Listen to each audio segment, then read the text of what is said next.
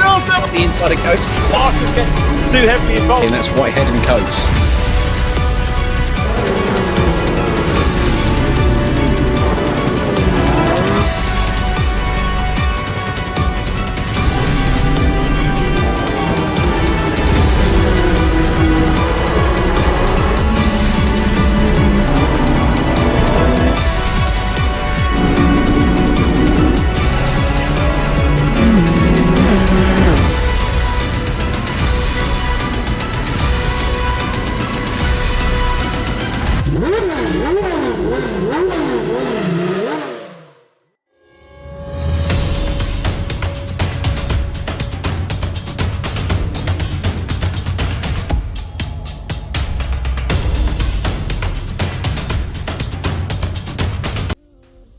Hello everyone and welcome to the VRRC Audi TT Cup Championship powered by 10 Tenths Coaching.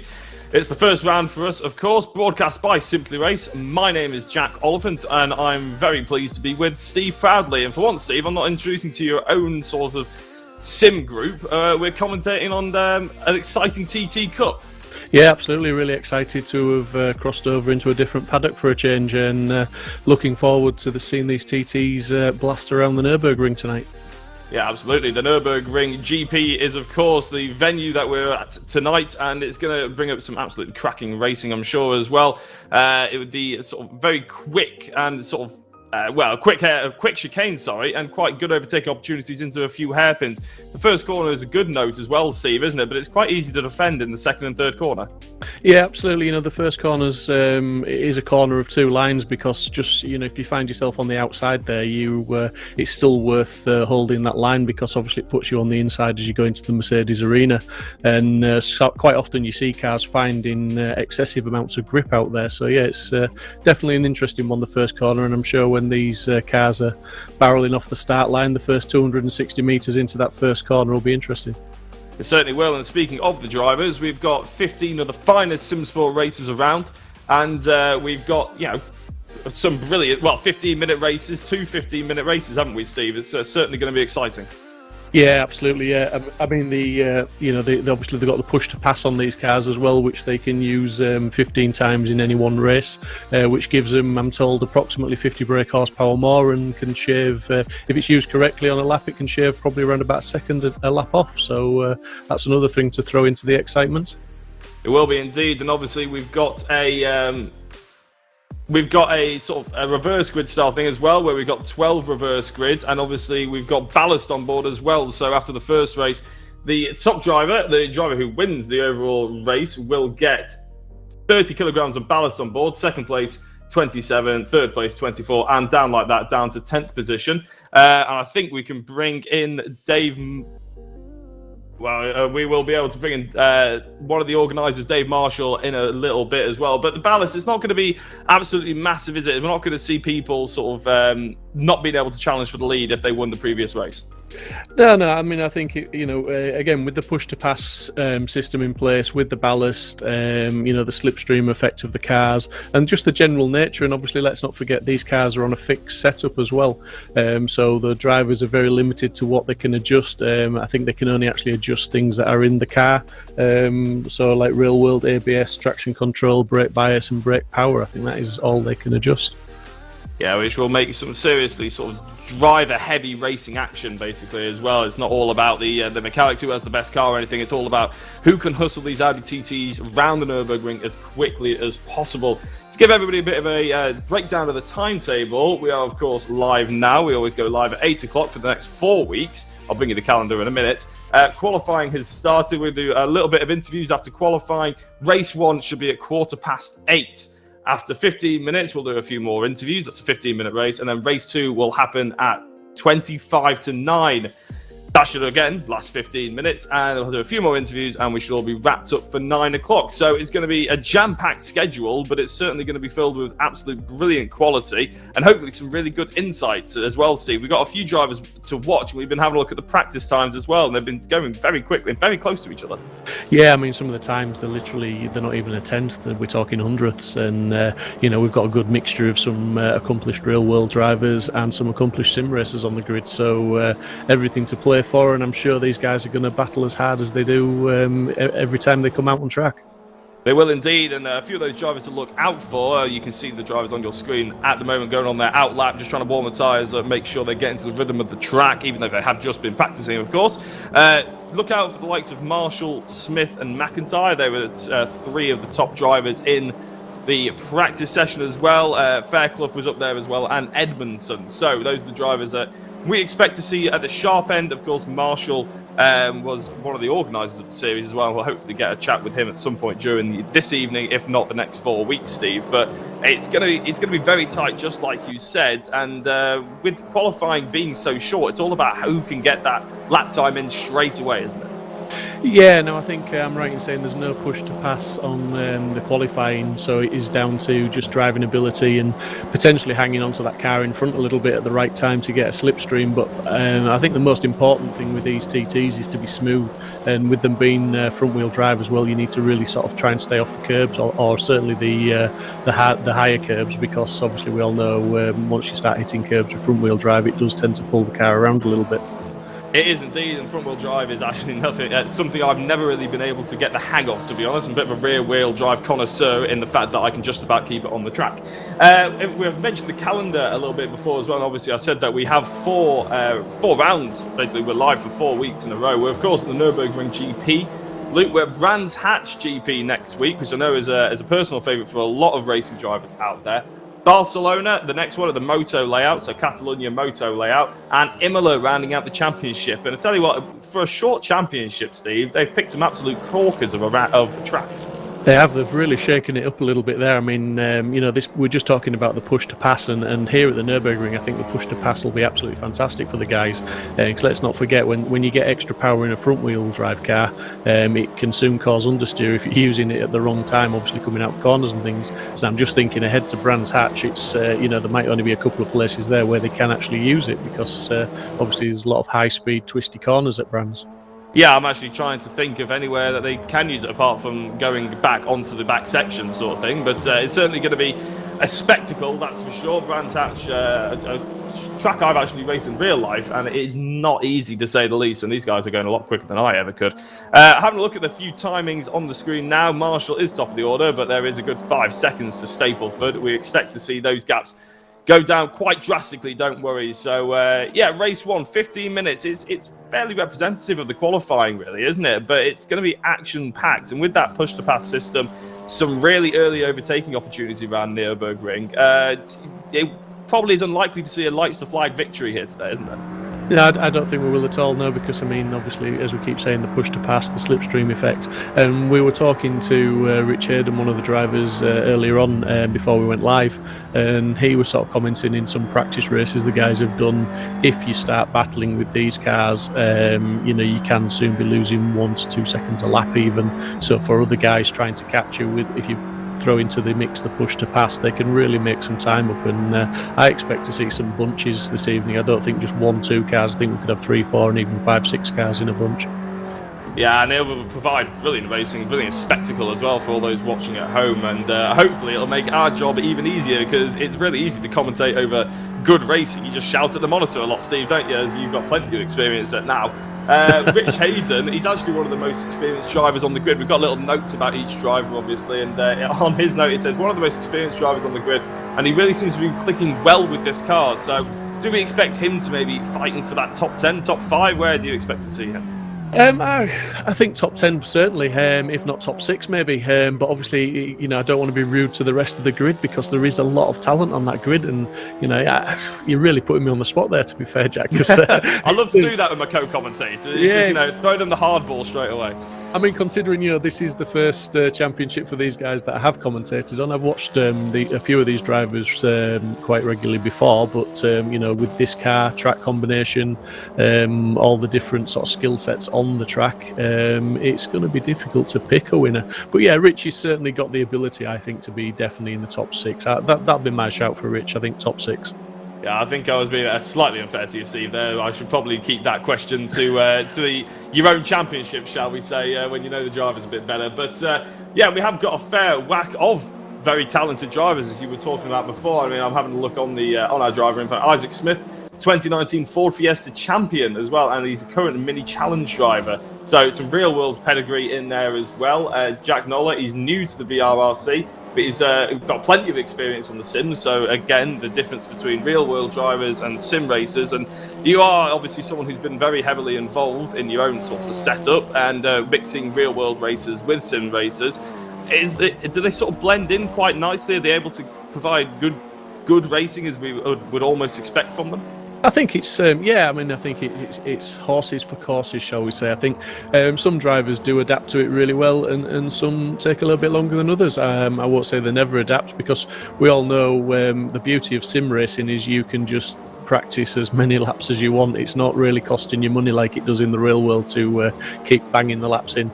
So I think that's the big difference between the two disciplines, is that the sim racers will literally put, as they have done for this championship, some of them have put up to 200 maybe more laps in practice. And I think that's the big difference. But yeah, definitely there are some very, very fast real world drivers coming into the sim world, and going the other way as well, it has to be said.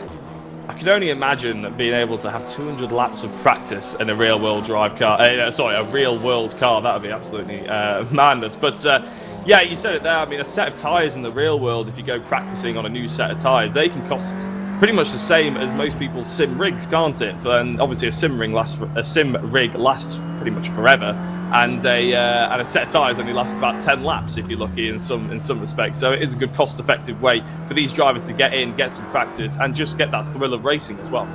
Yeah, and I think the way that the sims have developed over the years, the last few years especially, we've had some great titles coming out. We've had some great updates for some current sims, and the physics and everything, and not to mention the hardware for your sims, the steering wheels, the pedals. That you do spend a lot of money on them, but things are getting to feel a little bit more realistic, and we're seeing a lot more real world drivers coming in and putting some practice in the sim rigs before they actually still go out and do it for real on the tracks.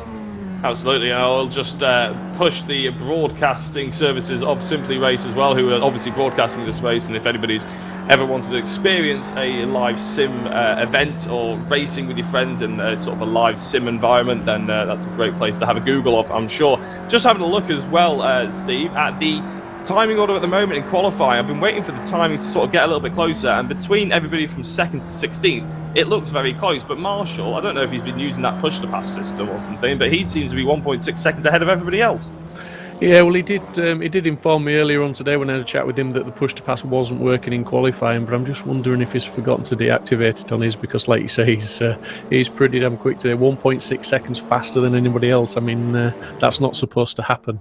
It isn't at all. And just his last lap that he just put in, well, not this last lap that he's on now, but was a 2 minute 0.5.6. So even though that's probably more realistic of a lap time that Marshall might put in compared to the rest of them, because they were separated by about a tenth or half a tenth throughout practice, the likelihood of sort of Edmondson, Neuler, Brennan, Butler, McIntyre, I mean, they're all just ridiculously close, aren't they? Separated by 0.2 of a second all the way down from 2nd to 7th place. It's going to line up for some thrilling action. Yeah, and the other thing I think that's going to be important to point out is that because the cars are on fixed setup, that includes the fuel load. So these guys have started this session with 30 litres of fuel on board, and that is exactly the same amount of fuel they will be starting the race with. So clear track, these are the times we would expect them to do during the race, but I think it will be a different story once they all start battling. Going to say the most unlikely thing that will have happen in the Nurburgring today will be the fact that we'll have clean air and clean laps, because I'm hoping, and everybody else is probably at home, and indeed the drivers, apart from maybe the one in first place, that we get full-on action and sort of fighting left, right and centre and no clear laps, because if you get a clear lap, that quite means it might be a bit of a procession, but that is one thing we probably won't see today. So with Marshall, we're setting that to 2 minutes 4.2. We don't want to say that he has used the push to pass or it's illegal or anything like that, but it's very, very quick. We may see Edmondson on pole position as the checkered flag has just dropped. Yeah, absolutely. I mean, I don't think he will have done. I think it's maybe just put an astounding lap in.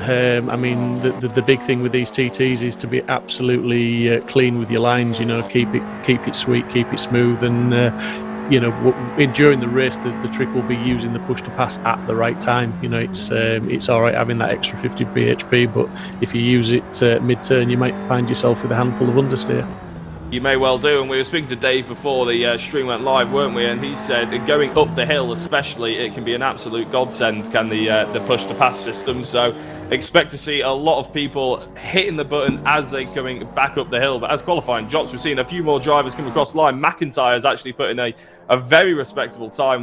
He's ahead of Edmondson actually now, so he's got himself into second place. Knowles in fourth, Brennan in fifth. They've crossed the line as well, so Butler might be able to put in another fast time, but he's currently in sixth position. And Fairclough in eighth. We saw him higher up the order in practice as well. He's currently out there. Butler hasn't managed to improve. So Fairclough might be the one to upset the order here, but he is 2.3 seconds off at the moment, and that's about half a second off the Smith in front of him.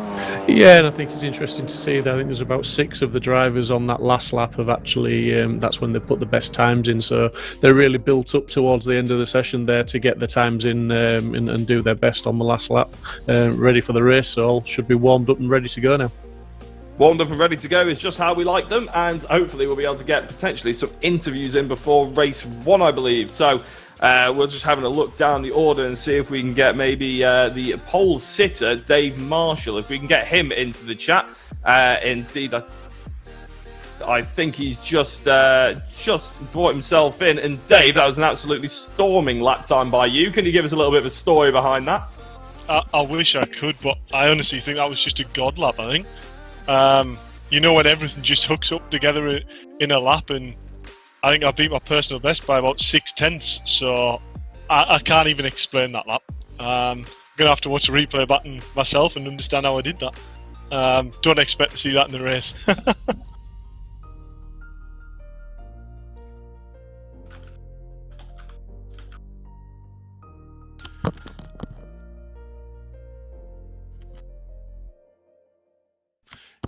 Yeah, absolutely storming lap that, Dave. Well done, mate. I mean, I was talking to you earlier, and you did tell me that push to pass was disabled, but myself and Jack were really questioning the fact that we thought you'd done a push to pass lap. No, I can promise you, push to pass wasn't on. But I tell you what, it's I can't understand that myself. I feel a bit bad for posting that lap time, if I'm honest, because I just can't explain that myself. It was just one of them where every corner was about perfect. I don't know whether it was with it being so close to the start of the session or what, but well done, mate. Absolutely awesome lap, and I'm sure if we get to watch the replay, but I think you need to get back in the hot seat and get ready for the green light to go. So good luck, buddy, for the race, and maybe speak to you later. Cheers, Steve.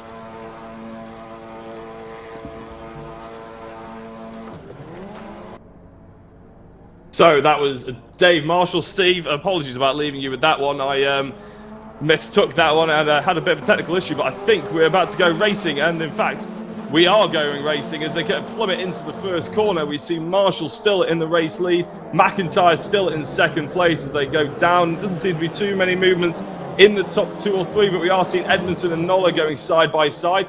Brennan's moved up a place as well into 5th position.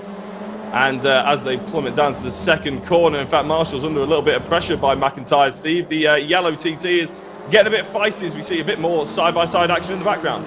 Yeah, it's certainly nose to tail now, and this is where it counts. And as you say, the push to pass is active now, and you can see the cars line astern. Marshall will be trying to get away, but McIntyre, Edmondson, they'll all have something to say about that, and they'll all be nose to tail for a good majority of this race, I think. As we just, they're going to have to gauge when to use that push to pass, and as we say, coming out the corners is the ideal time. And once they get around the hairpin at the bottom of the track and going up the hill towards the centre S's, that's when they'll be looking to get the real acceleration away from the guy behind. Absolutely, as Edmondson goes just a touch wide, and by the looks of it, he's a touch closer to Nola actually than he is to McIntyre, so he might actually be under attack from the car behind, but we're on board with him now, and to get a good perspective of how to drive the Nurburgring quickly in an Audi TT, we're on board with Edmondson, and he is obviously following the 2 drivers ahead. Marshall, I'll tell you what, Edmondson was getting very close to the backside of McIntyre there, who seems to favour the curbs a little bit more. Marshall has pulled just a tiny gap, about 0.3 of a second, enough to make sure that he's not going to be lunged by any of the TTs behind him. But not enough to maybe think that he's away and safe with this. Yeah, and what struck me then when Edmondson was right up behind McIntyre, didn't it? It looked very sort of loose and twitchy on the back end under braking there, did the TT. It looked a bit of a handful. Well, whatever he's doing, it's working well because McIntyre has actually got through. So ignore everything I was saying about him not being able to perform an attack on the race leader. He's only gone and taken the race lead, and that's the push to pass, I think, taking advantage of that position as McIntyre now is the race leader, and he's under attack now by Marshall as well. Here comes Noller up the inside of Edmondson as we're looking further back at Brennan now, but here is Noller up the inside into third place he goes, sorry. I got a bit confused. I'm looking at the timing tower there, but the leaders are side by side as well. McIntyre's still ahead. Marshall's got his nose, but McIntyre's on the inside for the second corner. We've seen so often at the Nurburgring how easy it is to defend around the outside of the first corner because you just have the inside for the next two. And I tell you what, Marshall's actually under attack by Noller, who's got a really good run on him now and makes his way, he gets his nose into second place. Yeah, it's going to be really interesting to see which ones of these guys are actually using the push to pass, because let's not forget they are limited to 15 activations per race, and each activation lasts for 8 seconds. So it may be that we see some of the drivers storming the way to the front, but if they run out of push to pass before the end of the race, they may come back under attack. Yeah, it did definitely look like Marshall maybe saw McIntyre had used the push to pass and sort of almost let him in before they got to the slow chicane towards the end of the circuit. On board on the bottom right of your screen now as well with Brennan and I think versus Hayden. As I go side by side, there's big contact actually between Brennan and Hayden's actually gone stage exit left, and he's tumbling down the order down to 11th place as he struggles to get back onto the circuit. But we're back on board with the race leaders as Noller looks to try and make a move on McIntyre, but McIntyre just enough space between him and the car behind. Now, again, this is where we saw the push to pass being activated. Well, sorry, got my place on the track mixed up, but yeah, it is now. The push to pass being activated as they go up the hill towards the chicane, Steve. Who's going to be pressing it? Will Noller be going for the attack on the race lead? Who knows? We'll see it on board now for Neil as we go. Yeah, there we go. Noller up the inside of the race leader, McIntyre, but he goes understeering through McIntyre, trying to get the pace back from him, and indeed he does as Marshall now tries to go around the outside. And Steve, that's exactly what you were talking about. Noller activating the push to pass, but then getting a big amount of understeer. Yeah, absolutely, but I would expect Dave Marshall there on the exit of the last turn there to be using the push to pass as we see him now drawing alongside down the straight. I know when we spoke to Dave earlier, he said if both guys use push to pass, it's a bit of a stalemate, but Dave's definitely got the inside there, and I think he's got that move done. Yeah, speaking of getting the move done, Edmondson's trying to do some moving and shaking and baking as well, and he's actually got his nose ahead. So we were saying last lap about how it's relatively easy to defend into the first corner through the second and third, but it looks like Edmondson got the move done on him fair and square there and quite early on in the corner, which is great to have him into the third place yet again. So it's all been sort of a different shake-up in terms of the first couple of laps, and we've got 10 minutes to go now. So we've had 5 minutes already, and we've had about 10 changes to the race lead and the podium positions, haven't we? Yeah, and we're actually on board with Butler now, who holds the fastest lap of the race, which is a 2:07.186. When you consider they're under the same conditions as qualifying, they're a couple of seconds off the pace, but that just goes to show what happens when you start battling. And as you can see, he's battling very close, and he's very late on the brakes there, almost too late.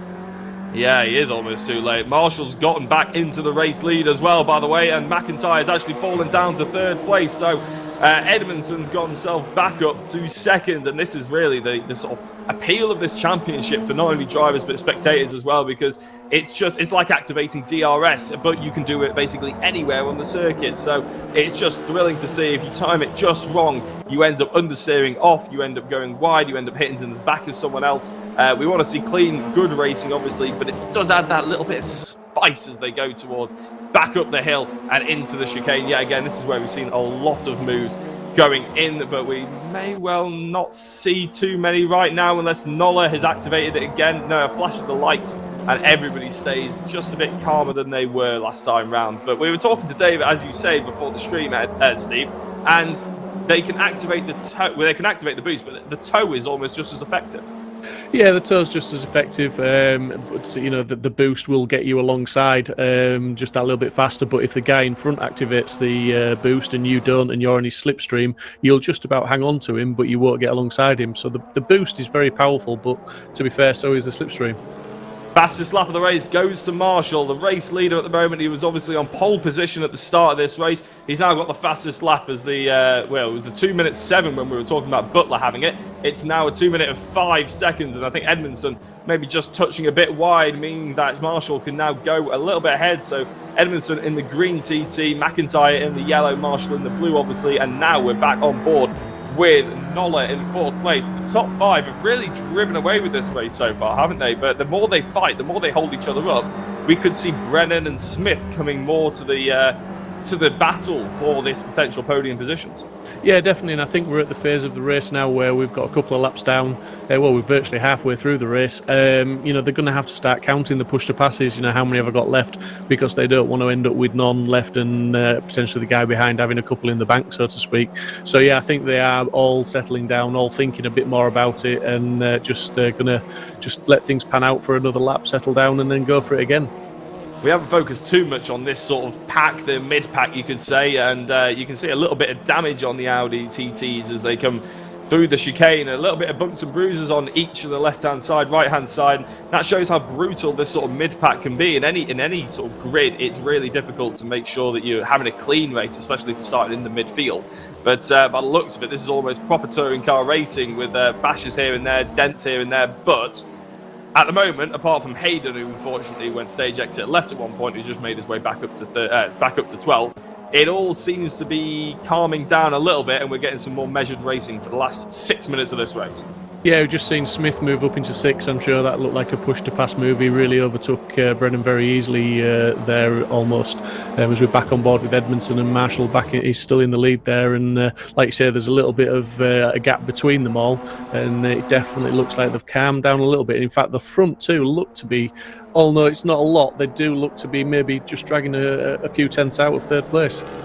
Yeah, McIntyre, he looked very sharp, very quick at the early stages of the race, but he probably, obviously, we don't get to see who actually, when they press the button for push to pass or anything like that, but I imagine he used 1 or 2 on the opening lap to try and get himself up to the lead of the race. So, as you were saying, Steve, the front two have started to pull away. Marshall is just about sort of out of touching distance of Edmondson for now, but that extra 50 brake horsepower, depending on how much Edmondson and Marshall have banked, how many presses they have banked, this could be how we see the race for the end, obviously, because if Marshall sees Edmondson using it, well, he can just press it as well and try and get that 50 horsepower away, but obviously Edmondson will have the tow. Yeah, I mean, they'll be watching that clock, and it's at 5 minutes 29 seconds plus 1 lap. So obviously, let's not forget they have to complete another lap once the clock hits 0. So yeah, they'll have counted their push to passes. They'll know what they've got left, and I think the guys are just playing tactics now and trying to hold station, hang on to the guy in front if they can.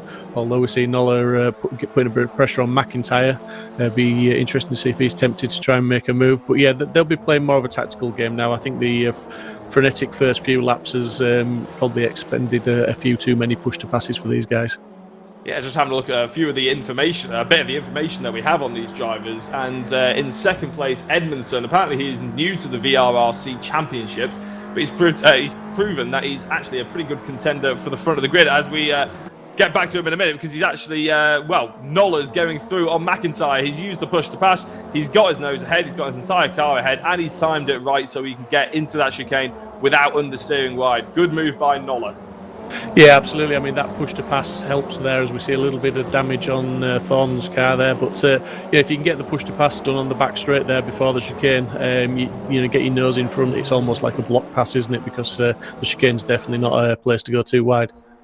It isn't indeed, and just having a look at the other drivers as well. Noller now defending from McIntyre, who was trying to go around the outside. Maybe he's going to try and get the cutback, but again, it's really difficult. I'll tell you what, Edmondson is really putting the pressure on Marshall. So we said he was new to the VRRC Championship. Well, he's definitely proving that he's got a potential championship sort of brimming in him. A victory here at the Nurburgring will definitely put him well on his way, but Marshall's going to do everything he can to keep him behind, and that includes obviously using all the car's little the advantages you can get with the car as well, maybe changing the brake bias as he drives. He's an extremely experienced driver, is Marshall, isn't he? Yeah, absolutely, and you just see McIntyre just putting some pressure on here. I think things are starting to liven up again in this battle, and the front two with Marshall and Edmondson as we just go onto the rear view of Marshall's car, which often gives you some interesting shots into the braking zones as you see the car behind really close up on the brakes. But yeah, I think the race is going to come back to life again in a few minutes, and with only 3 minutes left on the clock, it's going to be the time to make some moves. And let's not forget that after this race, when they go into the next one, the top 12 are reversed on the grid. Yeah, and they'll have ballast on board as well. So we're on board with McIntyre, and he doesn't actually practice that much, apparently. He's one for pulling an absolute blinder of a lap out of qualifying, but he's not actually a driver who sort of practices that much, but he does have extremely good racecraft, apparently, in a little intel, shall we say. But they do suspect that he'll be a good contender for the championship as well, and he's proving that tonight in the fact that, one, he's obviously stayed on with such fast drivers, and two, he's actually holding his own in the fact that he doesn't practice much. It's very impressive, isn't it? Naturally talented, he must be. Yeah, it's one of those guys that you know yourself when you're on a server and you're in a community. Every community's got a couple of guys that tend to be able to just turn up, or if you say we're going to race this car, we're going to race that car, and they don't have much practice, they just turn up, race, and do pretty damn well usually. As we see McIntyre going side by side now into down the straight, trying to set a move up for turn one. Yeah, Nola just defending that and seeing that off. And actually the race lead battle as well between Edmondson and Marshall was cut off a little short because I think Edmondson maybe understeered off through the final corners. So as Brennan gets overtaken by Stapleford, he's now going to try and get the cut back, the reverse back on him. But it's going to be so difficult. He'll really need to make sure that he's getting on the apexes, making sure he's alongside him now. But it's such a long left-hander now, Steve, that you can't get the car turned in. The driver's on the apex for such a long amount of time. The momentum is really difficult to carry around there. Yeah, when you're that far out as he was there, it's so difficult, like you say, to get it actually turned into the apex or anywhere near. As we saw him, he was a country mile away from the apex on that occasion. But credit to him, he's battling, he's trying, and he's keeping the pressure on Stapleford in front of him, and that's what it's all about. Because if you're not going to be able to get that pass done under power, you can force a mistake from your opponent. Yeah, I think Brennan's actually dropped down a couple of places. He was in 6th position fighting with Butler, but now he's down in 8th position fighting with Stapleford. So there may have been a bit of a battle between him and Smith or him and Butler, but now he's obviously down trying to fight back for 7th position as we're back on board with McIntyre, and it's been a good drive for these drivers. But remember, this is the first race of not only the evening but the entire series, isn't it? They'll be measuring themselves out as we see Brennan now trying to throw it yet again around the outside of Stapleford. Stapleford really making sure he's putting his car right in the sort of most difficult positions for Brennan, and that's exactly what he's got to do. He's only got 30 seconds plus a lap to go. So as we see a driver in the background, Fairclough actually, who's one of the drivers we saw very quick in practice but hasn't really been able to convert it to qualifying or race pace. But Stapleford now, all he needs to do is make sure that he gets across the line and then just defends on the last lap, because it's going to be really difficult for Brennan to get round as he dives to the inside now into the first corner. And that was an opportunity for Brennan maybe to get alongside as Stapleford ran a bit wide, but since he clattered the curbs a little bit too much, he didn't get the run. Will he activate the push to pass now? It depends how many he's got left in the bank, but I think McIntyre has activated it, and I think Nola has actually activated to defend on him as well, as we're seeing in the bottom right hand of the screen. Top left is that fight between Brennan and Stapleford, who is now swapping left and right again, and he's gone wide actually, Brennan. So it's all heating up, as you were saying, Steve, in the final couple of minutes, and this is the final lap. Yeah, absolutely. Yeah, and I mean, it's just on our notes with Brennan reference driver notes. It does say that he's one to watch and could fly under the radar, but very capable of challenging for victories. So he's showing that he's very capable of challenging. Doesn't matter where he is on the in the running order, but he's certainly putting pressure on the car in front now, which is Stapleford. Yeah, he's a previous driver in the Mini E Series, a series obviously ran by the VRRC, and a fair few of the drivers that we've got here today are sort of very familiar with that championship, and I think it's the front-wheel drive nature of it, isn't it? If you can drive a front-wheel drive car, there's similar sort of lengths of chassis and everything. You can probably hustle an Audi TT car around here as well, as we're now coming on to the final few corners for the leaders at the moment. It looks like it's going to be a 7 or 8 lap race, with Edmondson's now dropped back 2 seconds to Marshall, so it looks like Marshall's going to have this one in the bag. Yeah, maybe he just saved a couple more push to passes and he's managed to pull a bit of a lead. But it's worth mentioning sixth place Smith. He's got the current fastest lap with a 2:05.3. So that's an achievement in this race, because we've seen it's been fast, furious, and hard paced.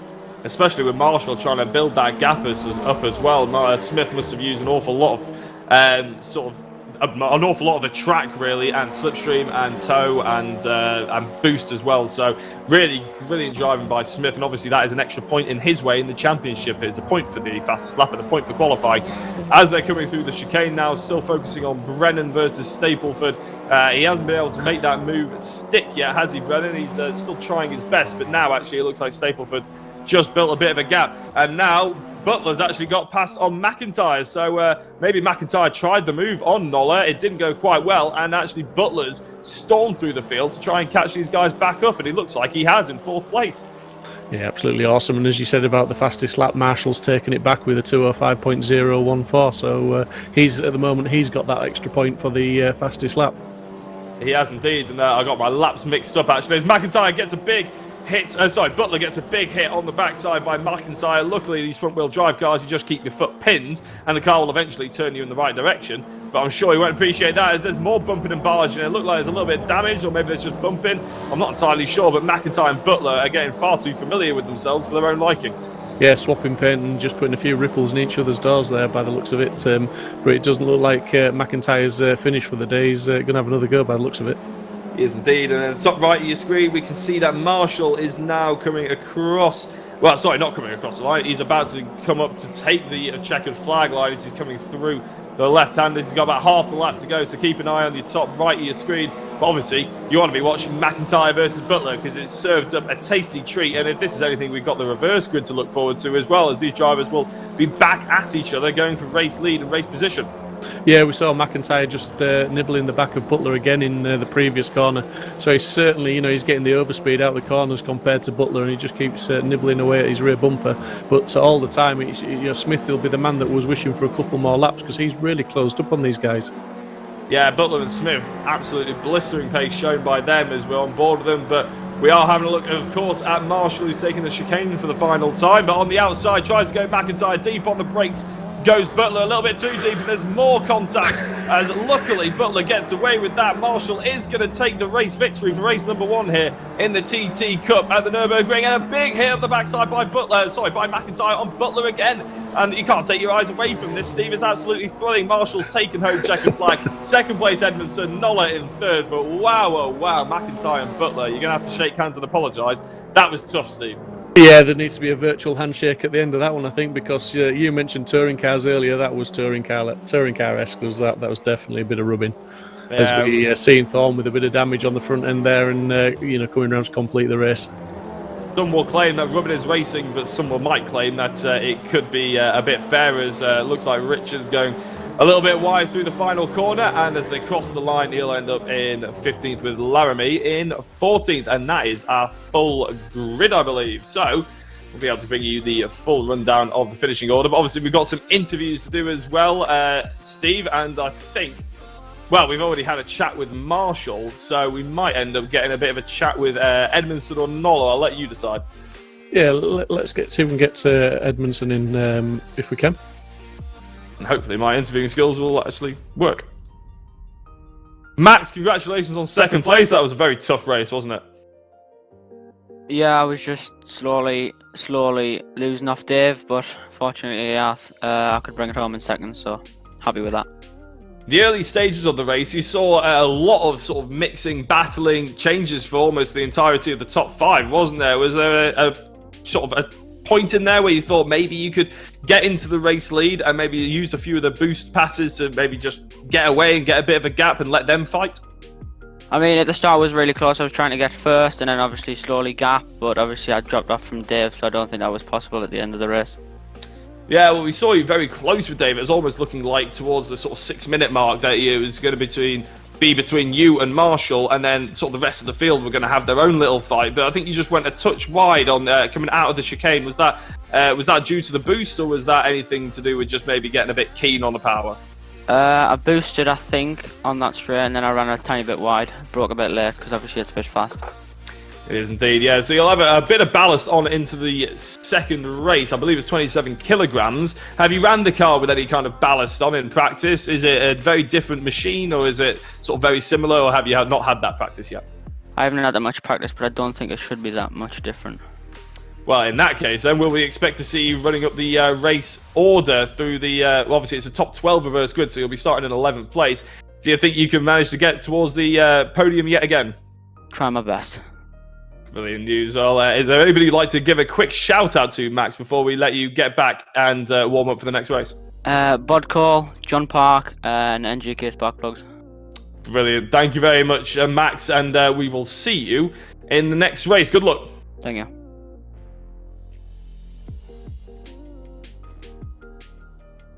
That was Max Edmondson, Steve. He seemed pretty happy with second place.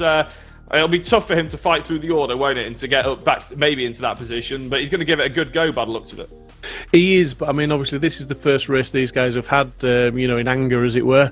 So he'll really know what it's like battling up at the front. He'll know how many of those push to passes he sort of used roughly, in the first half of the race. He'll know if he's got a few more in the bank to use to try and get through the field from 11th place.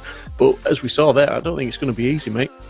It's not indeed, and actually I would love to have a chat very quickly if we can. I think we've got time for a chat with McIntyre, because obviously he was right in the thick of the action towards the end there, especially, and his battle with Butler seemed to be really almost boiling over. It was probably quite lucky that neither of them did have another lap, because it may well have ended in tears.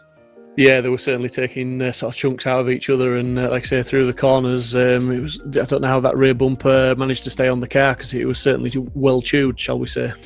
It was indeed, and we'll see if we can get have a chat with McIntyre at some point. But obviously, we've got a second race to think about now, and what do you expect from the likes of Marshall and Edmondson and McIntyre and everything? McIntyre's obviously starting a bit further ahead of all of them. Do you expect them to come through rather cleanly? Will it be early in the race, or will they try and save up maybe that boost to maybe try and put a move on as soon as everything calms down a bit? Oh, mate, I need danger money working with you. You're putting me on the spot again, aren't you? But no, I mean, to be fair, we were looking at the times of the guys in that last race, and when they were all battling together, the whole grid were very, very close on times. It was only Dave Marshall at the end of the race, once he did get that clean air, managed to, he set the fastest lap, as we're now got red lights, so we're ready for race 2. We are indeed ready for race 2. We've got the lights, we'll have engine noise, and we are away. And it's O'Farrell who's on pole position. Actually, Yao's got... it's O'Farrell on pole position. He's got a good run away, as well as Thorne's actually made his way to second place. And tell you what, these two drivers ahead have got an absolutely storming start. Fairclough in third place. He showed good pace in practice. He didn't manage to do it in the race, but he may have a second chance now. Side by side go the two leaders. O'Farrell still has it by quite a stretch. And actually, Thorne and Fairclough are now going side by side. O'Farrell, what a start, Steve. Yeah, absolutely. These cars aren't the easiest to get off the line, because they have the DSG gearbox, which means there's no clutch. So it's like hold the revs where you want them. As we see a bit of contact there, hold the revs where you want them, and then as soon as the lights go green, you sort of literally bang it into gear launch control, as it were. And it's easy to bog down or wheel spin one or the other. It certainly is, and it's big stage exit left moment for one of the drivers, and that is Edmondson. So after we just had a good chat with that Edmondson, he's ended up he's all the way down in 16th place, and I probably have a written off car. There's more contact as well between Stapleford and Thorne, and actually Thorne's gone off on the left-hand side as well into the kitty litter. He's rejoined now, but a bit of drama on the first lap here in the race number 2. This is what happens with reverse grid. Late lunge, and into the kitty litter goes Thorne as well. I think that was Thorne again. And no, it was Press actually onto the kitty litter that time. So, wow, it's all happening so fast, Steve, and it's hard to know where to look. Yeah, calm down, boys. 13.5 minutes to go. You need to finish the race. But yeah, definitely nose to tail. And really, the reverse grid is just showing the faster boys wanting to come through. And I say faster boys, I say that respectfully, because the times are very close. We just see another car running wide there. But, the times are close. But, a few tenths here, a few tenths there. As we say, it all adds up to a little bit of contact in the corners. It can make an absolute massive difference. It's made a big difference for Brennan, who, although he ran wide, he actually overtook Fairclough and got the race lead. And Fairclough's actually dropped down a little bit, I think, now. So Brennan in the race lead, and O'Farrell now. O'Farrell's dropped down now. Sorry, it wasn't Fairclough, it was O'Farrell in the green car. And there's more contact as off goes stage exit left of a few other drivers. I think one of them was Butler, one of them was McIntyre. Big hit on the backside for O'Farrell for Nola by O'Farrell. It's hard to keep track of all this, Steve, as half of them look the same. Yeah, well, Farrell there really compromised himself down the straight there as well, because obviously he hit the back and he had to lift off, and he's just, where he should have been flat out on the power. But we see Smith there trying to go down the inside, and I think he's going to get that move done. He's up into 5th place now, O'Farrell down to 6th.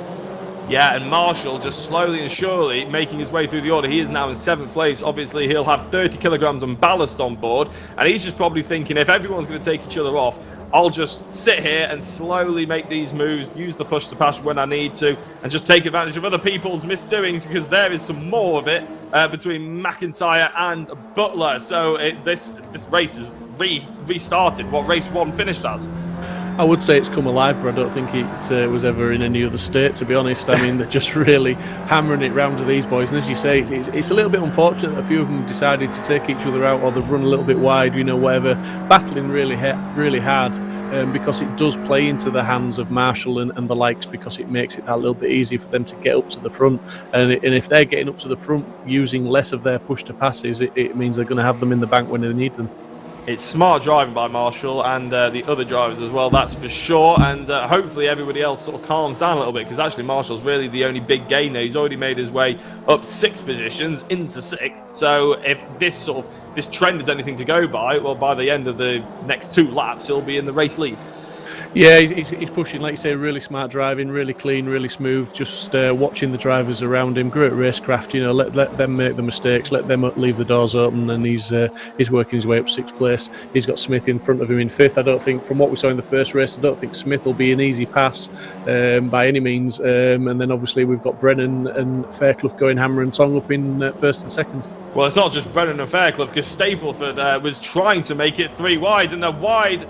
There goes one of the drivers who were in the race lead. In fact, no, that was yes, I think that was Fairclough. So Fairclough, he was going almost two abreast into the chicane, something you don't really advise to do. But he's obviously now come off worse, as Brennan and Stapleford have the race lead. Nolla is in 3rd place. Fairclough and Smith going side by side as well. Fairclough's got his nose ahead, but it's a big late break on well, that was Smith. I thought he was going to go for the overtake on Smith, but no, there's been more contact as they go 3 wide into the 2nd corner. It's never going to go well, Steve, and it hasn't, as Fairclough has come on, whereas Smith has gone wide. Marshall's gone through everyone, and we were saying he was smart before. Well, he's just taken advantage of an absolutely massive mistake. Yeah, absolutely. He's whipped straight up into 4th, as we're seeing the guys there trying to recover. That's Fairclough. He's lost so many positions there now. That's with such short races like this, that's his race pretty much done now. Racing for pride, I'm afraid. But yeah, Marshall up into 4th place, and Marshall with the current fastest lap of the 206.7. So, in traffic, he's still the fastest man on track. Well, he got maximum amount of points in the last race, and the TT of Hayden actually getting a little bit of the back end loose. I'm not sure if there was any kind of contact, or whether that was just the fact that he maybe just got the back end loose a little bit. But Thorne and Edmondson now. Edmondson's a little off earlier, doesn't seem quite as bad as we see. That is O'Farrell, just keeps falling down the order. And Butler as well going side by side. He just seems to attract danger, doesn't he, at the moment? Butler is getting hit left, right, and centre. Yeah, I mean, sometimes it's are you attracting it, or are you maybe just trying too hard and just putting yourself in the wrong place on the track? But yeah, seeing a bit of contact there. But the beauty of these front-wheel drive cars is they can take a little bit of a tap like that, and like you said earlier, keep your foot in, and hopefully it'll just pull you through the corner. Well, we've seen a lot of misdoings and bad driving, but that right there was great sportsmanship, as Stapleford ended up hitting Brennan, forcing him off the circuit, and then as Brennan rejoined, Stapleford came off the throttle and let him back through to take the race lead to restart this fight. That's really what you want to see, Steve, isn't it? Because at the end of the day, we're racing, but it's all about camaraderie and sort of racing with your mates, trying for the championship, but making sure you have some good stories to tell and good battling out on circuit. Yeah, absolutely. He's got to be praised and encouraged, definitely, if you get an unfair advantage like that. And, kudos to him for giving that position back. And let's face it, when the boot's on the other foot, you'd like to think it would happen, did do the same thing. Yeah, karma does seem to be a big thing in motorsport, in any level and in any situation, whether it's on the computer or real life or on a bike or anything like that. So hopefully he does get it come back his way at some point, Stapleford. We're on board with Thorne now, and as I said before, Edmondson, he went off at the beginning of the race, whether it was for contact or whether it was a mistake, I can't quite remember. I think it was contact. He went right down to last position. He's already back up to 8th place. That's how much carnage has been going on. So his off before doesn't now seem as bad, although his bonnet is flapping a little bit. Yeah, definitely. I mean, like I say, the drivers that have run off the track or they've had collisions and stuff certainly haven't done themselves any favours. And we're seeing quite a few cars more in this race than the previous race running around with damage now. So obviously that's going to affect the lap times. I think I just saw a car in the air. I'm not sure if my my stream glitched. Apologies for cutting across you there, Steve. When you see a car flying around the Nurburgring, you often have to wonder why. I'm not too sure. I think it's Butler, actually. He's now DNF'd, so I think his car's been written off, and that's not surprising if we see him 10 feet in the air. I think that's called exceeding track limits, mate. I think he was definitely track cut. Yeah, no, that's low-flying aircraft. Beware, I think, there for Butler. But obviously, we were saying he was attracting danger before. He certainly was doing that there. Or maybe he was just trying really hard to get out of the way of everybody else. We don't know yet. But Stapleford still in second place. Brennan doing a good job of leading this race so far. But he's just gone straight off. Curse of the commentator. He's gone straight off. And Stapleford will be thinking, flashing the light. Boost is on. Here's my opportunity to try and get him up the inside. He's going to be on the outside. I tell you what, they may well go 3 abreast yet again. And we saw this happen in the second corner with a few other drivers. We don't want to see it go the same way here because it's a great battle for the race lead and we want to see it through to the end. Nola doesn't make it 3 wide, but he is going to make it up the inside here and into second place.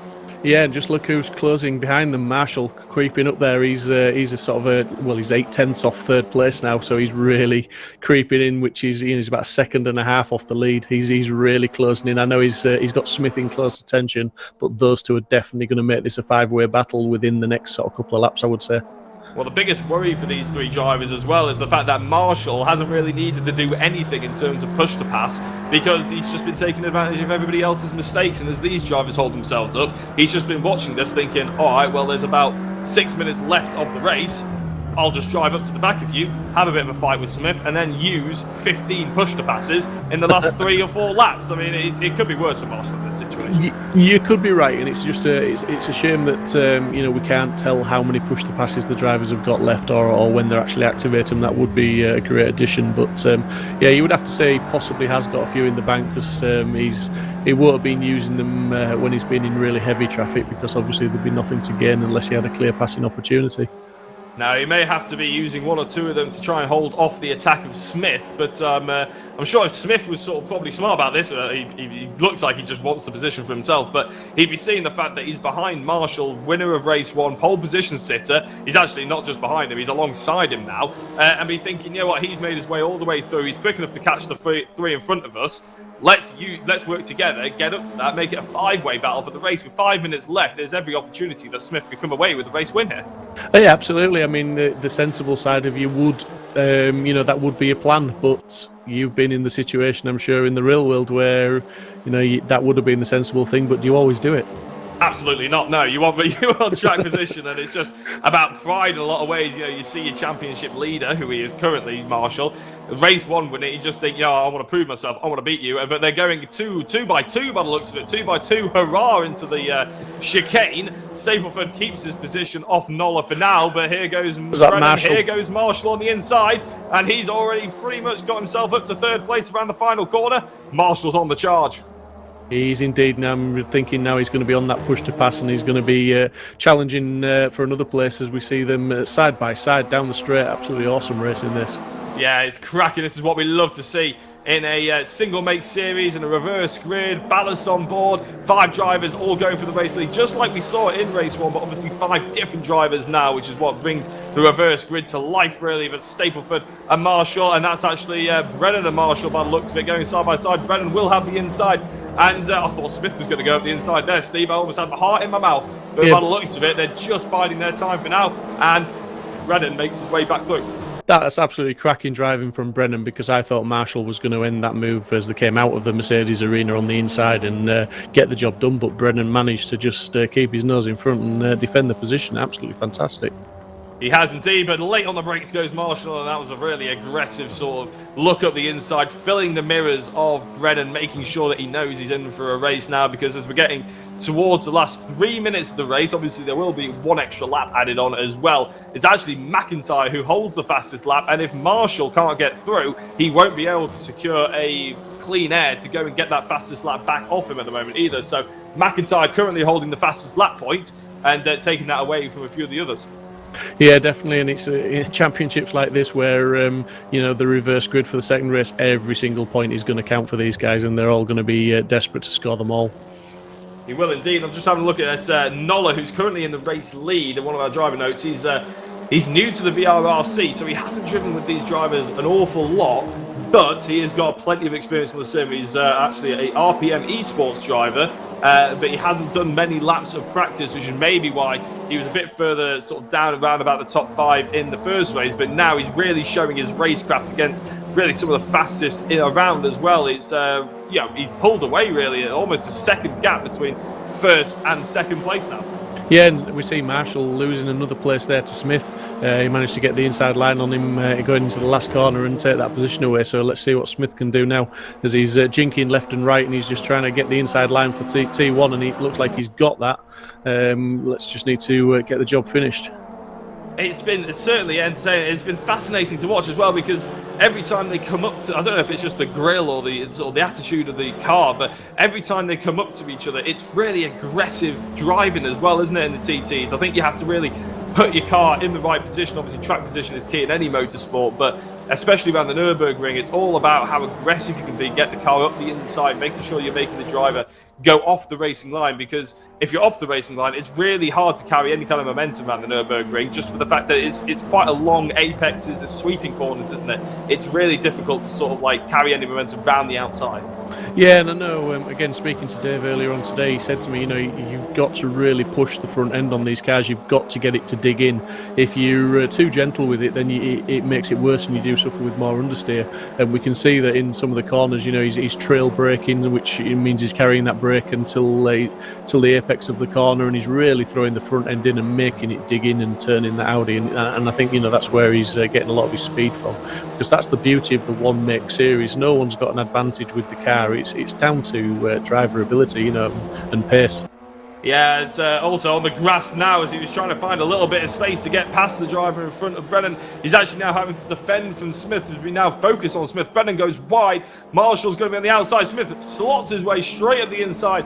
Marshall is not having it his own way, but here we go. Brennan goes wide yet again. Push to pass is going to be activated. It must be by Smith and Marshall to try and get up to the backside of a poor exit from Brennan. Into the chicane we go. Nola is by far and away the race leader by 2 seconds now, as Stapleford and Brennan were fighting with each other earlier, and actually looks like they've gone slightly wide on each other. And there we go, Stapleford's gone on the inside, on the outside. Brennan trying to make the move. Marshall flying around the outside. He hasn't found it easy, but this might be an opportunity to get himself back in the mix and try and get a couple of drivers into the first corner. Yeah, absolutely. I mean, someone should tell these guys they're not the four-wheel drive TTs. Keep them off the grass, boys. They're going to go faster on the tarmac. And Marshall doing a great job of fighting back, and he's in fourth place, and it's looking like that's where he's going to stay at the moment. He's got that position back, and he's on the outside of Brennan by the looks of it, so that's not going to work. He seems to have been stuck behind these drives. Big shunt up the backside, though, by Smith to Marshall, and that actually hurt Brennan the most. But Smith has probably been sat behind him thinking, well, come on, if you're going to make the move, make it. And he ended up, there's a big hit there between Brennan and Smith, and maybe they knew what was happening between them there, because there's even more off and into the tyre wall. And we don't like to claim there was any menace there, but it looked like something was brewing between the two of them. Yeah, a little bit of door rubbing side by side as they went through the Mercedes arena, but which that allowed Marshall to get the job done, and he's now firmly got his foot on that third step of the podium. Be interesting to see if he can do anything now, as I think we're on the last lap now. Yeah, I haven't actually been keeping an eye on whether this is the +1 lap or whether we cross the line, but I think this is the +1 lap. So Stapleford will now be looking in his rearview mirrors, and he'll know exactly the car he's got behind him. He'll know that Smith is behind him as well. It'll be really interesting to see how tactics play into play here, and how confident Stapleford is, as Nola is obviously in the top right-hand side of your screen. That probably means that we are on the final lap of the race. Keep an eye on him as he comes across the line. But Stapleford now, if he just keeps his car in the right positions, he could actually bring Smith back to attack Marshall and then just take second place without too much fuss. But if you start doing those kind of tactics, well, you have to worry about whether you're going to do it correctly. If you're slowing up the driver behind you, that means you're slowing yourself up as well. And if you do it wrong, Marshall will just drive past. None of these guys are going to slow up, Jack. They're just hell for leather going for that checkered flag. But it just goes to show what the battling did, because those guys were all together, but Nola has now pulled 2.5 second gap, to claim this race victory as he turns the final corner now onto the start-finish straight to claim that victory. Fantastic drive and fastest lap as well. Yeah, he's absolutely stormed the final sections of this race, and he's come across the line to take race victory in race number 2 here in the VRRC TT Cup. And he'll be very pleased about it as well. With in fact, no, I think we're on to the final lap, so that wasn't the checkered flag. I got mixed up with the cameras. Apologies about that. Nola is still in the race lead. Stapleford's going to have to defend for one more lap. There's a tap between him and Marshall on the inside into turn 2 here. Marshall's trying everything he can to get past, as Stapleford really needs to just think about track position and bringing Smith back into it now, because he purely doesn't have the race pace against Marshall now. Yeah, Marshall had to dip on the brakes there because Stapleford just looked like he was almost turning into him a little bit, and that cost Marshall a bit of time and dropped him back off that podium. So yeah, unlucky for Marshall there, but good close racing. Absolutely, and thank you everybody who's been watching for tonight as well, giving the comments on the stream. It's brilliant to have you along. I hope you guys have enjoyed the TT Cup, and I hope you'll be back for the next couple of weeks as well. 4-round championship, going to some brilliant tracks, Imola, Brands GP, obviously the Nurburgring and Catalonia, so expect to see some brilliant racing carry on through the entirety of the 4 races. But Smith has got himself ahead of Marshall, and what can Marshall do as they're coming up to the latter part of this lap now? It's really difficult. Not many overtaking opportunities, but there is a big one into the chicane and the last corner. Will we see a flying inside move maybe? It's hard to say. It depends how many times they got the boost left. The trouble is for Marshall, he's got 2 cars to pass that are battling him, and the track's not really wide enough for 2 cars, let alone 3. So he's going to have to be really canny about how he tries to make that move, if he does. And he's like I say, he's really on the back of Smith now. Literally, Smith, there's contact. Smith's off. Yeah, he was you were right, he was on the back of him. He was into the back of him, unfortunately. And actually, it looks like Hayden might actually inherit a couple of places here as he makes the move on the 2 of them. And actually, I think Marshall might be waiting for them to drive past, but he doesn't make it now. And actually, he's been joined by Edmondson and McIntyre. Edmondson's gone through on Smith. A big lunge by Edmondson, and actually it's taken him, McIntyre, back out. So McIntyre and Edmondson going backwards. The race win has been taken by Nola for race number 2. I'm sorry that we didn't shout you out, Nola, earlier, but to be honest, you can understand why if you watch the stream back, because it's been absolutely thrilling racing. Nola takes the race victory for race number 2 here at the TT Cup. Second time of asking that we shouted that out, but Stapleford did end up with 2nd place. Hayden on the podium. Out of nowhere, Marshall ended up in 4th. Yeah, Edmondson's car looked about ready for the scrapyard there when he came down the start finish. It looked well beaten. Obviously been racing very hard. But yeah, Rich Hayden, who I said should have been in the top 6 in the first race and wasn't, has done us proud this time, and he's in 3rd place for us. Well done, Rich. Yeah, we'll have a couple of interviews coming up, but it'd be great to have a chat with Rich Hayden, obviously the owner of VRRC as well. So it'll be great to have a chat with him up, and yeah, we'll have a couple of interviews coming your way. But Steve, if that's what we've got to look forward to, then it's just going to be thrilling 4 weeks of action, isn't it? 3 weeks left. I'm already a bit sad that we've only got 3 weeks left. Yeah, absolutely brilliant racing. To be honest, some of those moves, I bet the guys are glad they're not in the same room as each other, because I'm not sure it'd finish on the sim rig.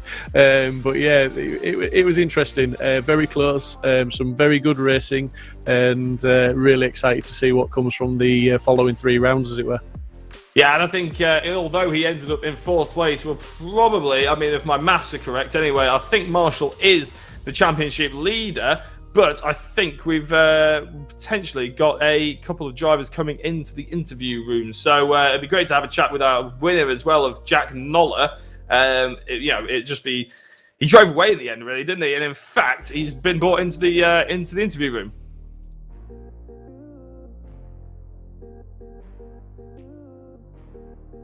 Jack Noller, congratulations on the win. That was pretty hard fought, but in the end, a pretty big gap for you.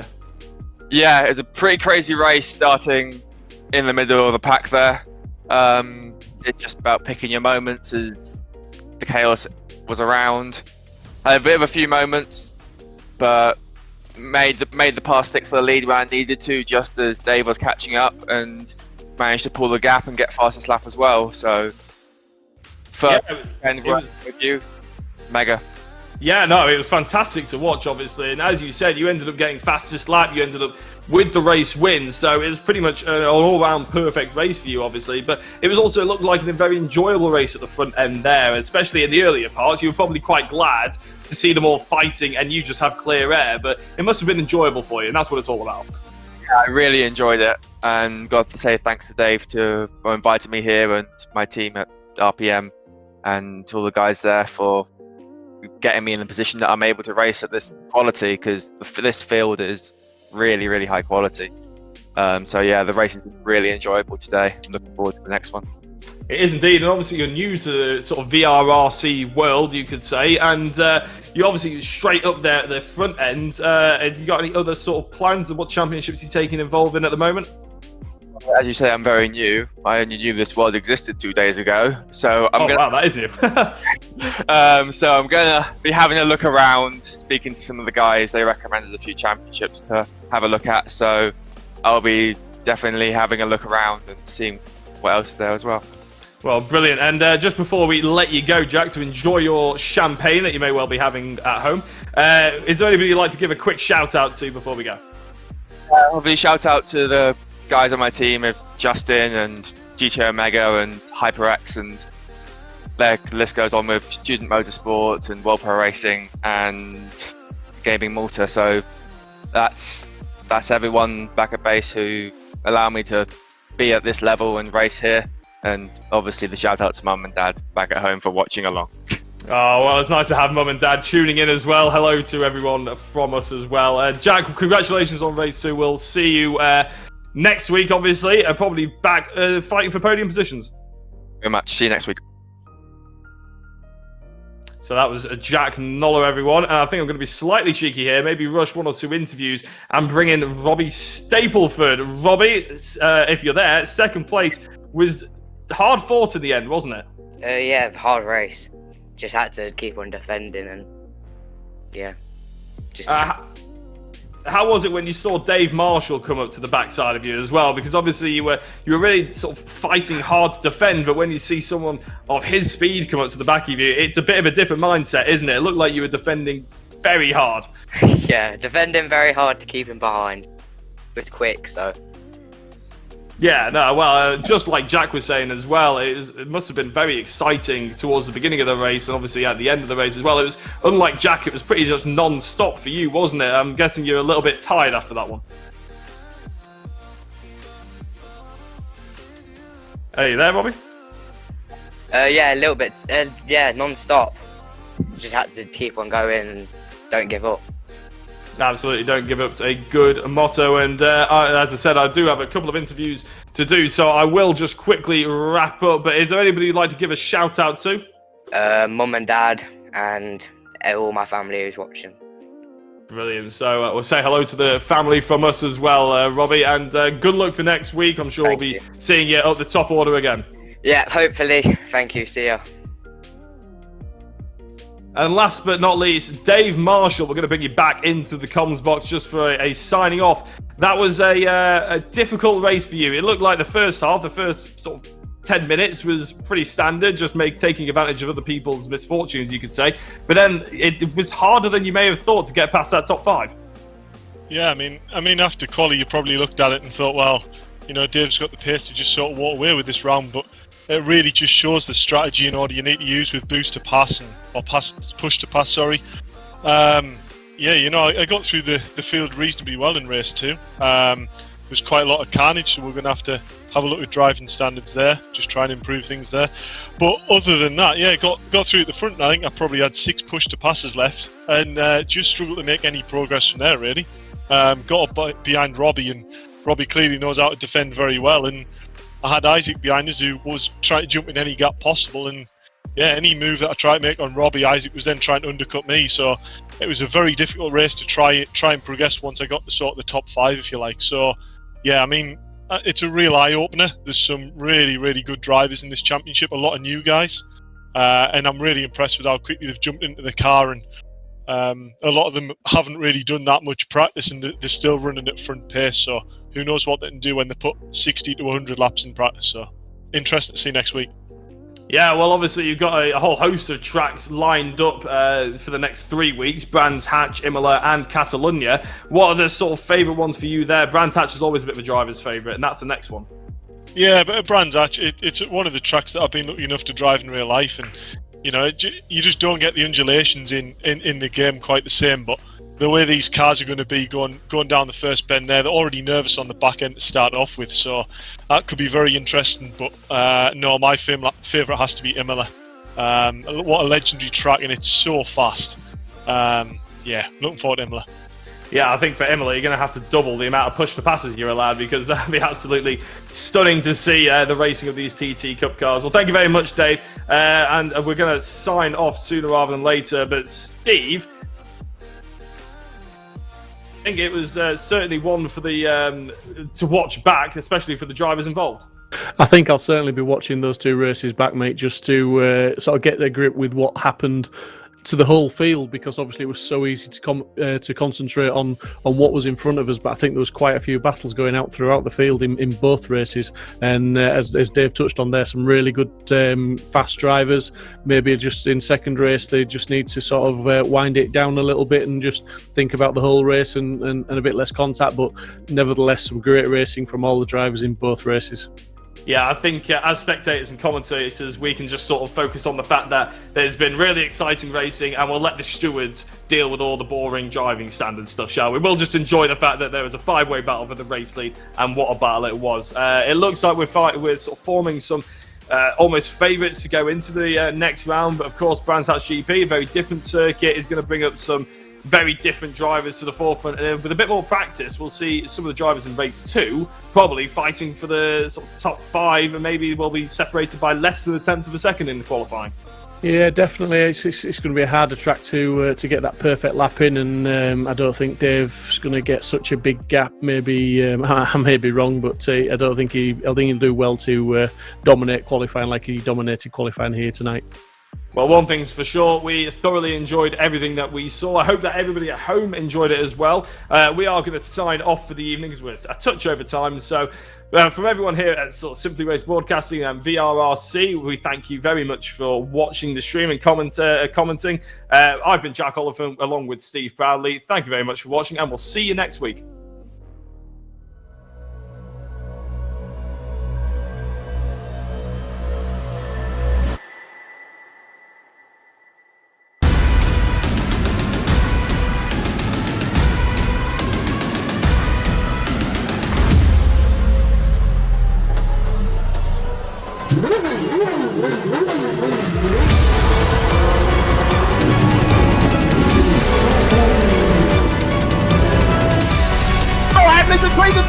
The inside of Coates. Martin gets too heavily involved. And that's Whitehead and Coates.